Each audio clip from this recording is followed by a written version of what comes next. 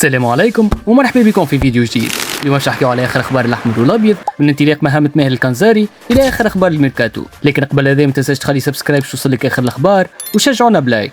كما تعرفوا بعد مغادرة فوز البنزرتي نحو الاتحاد الليبي، إدارة النادي الافريقي عينت ماهر الكنزاري مدرب جديد للفريق، والعقد نتاعو باش يمتد حتى لجوان 2027. البدايه الرسميه للكنزاري مع النادي الافريقي باش تكون نهار الاثنين الجاي، وين ينطلق تربص عين دراهم استعدادا للموسم الجديد، وهذه باش تكون اول فرصه للكنزاري باش يتعرف على المجموعه ويحدد احتياجات الفريق ويبدا يحضر الموسم الجديد. كما حكينا قبل، الكنزاري يعرف البطوله التونسيه، وهذه تعتبر خامس تجربه ليه كمدرب في تونس بعد الترجي ونادي البنزرتي والملعب التونسي والملعب الجيبسي. اليوم يبدا مغامره جديده مع النادي الافريقي. اكيد المهمه ماهيش باش تكون سهله، خاصه بعد التغييرات الكبيره اللي صارت في الفريق خلال الميركاتو. وفي نفس السياق ماهر الكنزاري باش يستعين باطار فني جديد، يعني احمد التويهري، في طريقه للمغادره، فما امكانيه كبيره باش يخوض تجربه ليبيه مع فوز البنزرتي.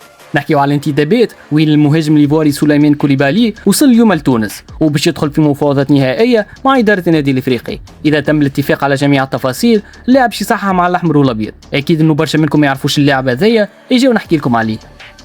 كوليبالي عمره 26 سنه وكانت عنده تجربه سابقه مع جوليبال مالي، ومن بعد لعب في مصر مع مصريه للاتصالات، واخر تجربه ليه كانت مع نادي اسكو كارل توغولي وين انهى الموسم الماضي كهداف للدوري التوغولي. والشيء هذا خلى اداره النادي الافريقي تتبع اللاعب وتعتبره من الحلول الممكنه لتعويض فراس شواط.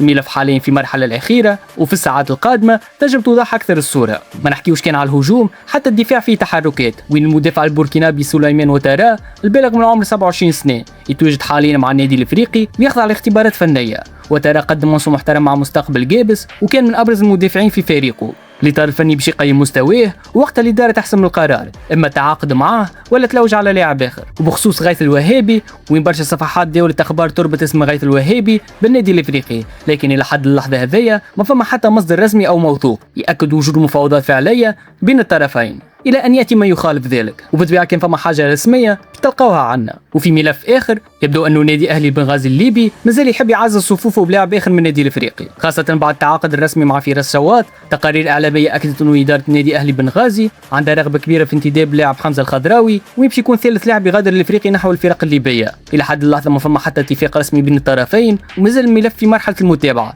ذكروا انه 3 ركائز من النادي الافريقي غادروا نحو ليبيا، نحكيو على بن عبده، فراس شواط، وفوزي البنزرتي. وما يجيكمش غريب يكملوا ينتدبوني انا زاده. لهنا وصلنا لاخر فيديو، ما تنساش تخلي فولو ولايك باش توصلك اخر الاخبار.